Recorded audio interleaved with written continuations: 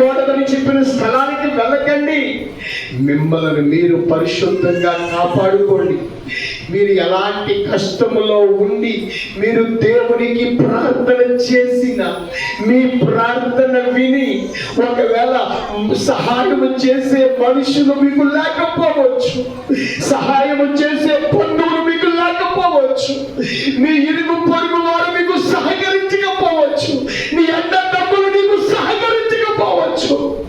నీవు దేవునికి నమ్మకంగా బ్రతకగలిగితే, దేవుని కొరకు నీవు పవిత్రముగా జీవించగలిగితే, నా దేవుడు ఏలీయా ప్రార్థన ఆలకించి అగ్నిని భూమి మీదకి పంపించి ఏలీయాను గణపరిచిన దేవుడే.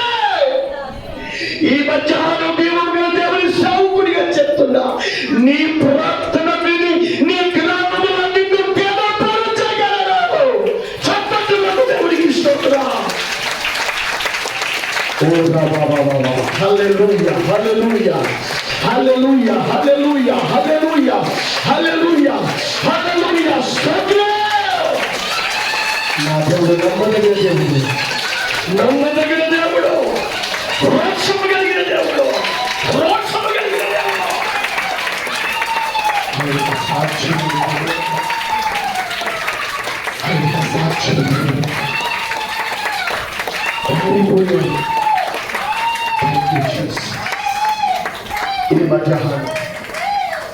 ఈ మధ్యాహ్నం జీవము గల దేవుని సావుకుడిగా నేను చెప్తున్నా. సైన్యములకు అధిపతి యెహోవా దేవుడు ఈ మధ్యాహ్నం మీతో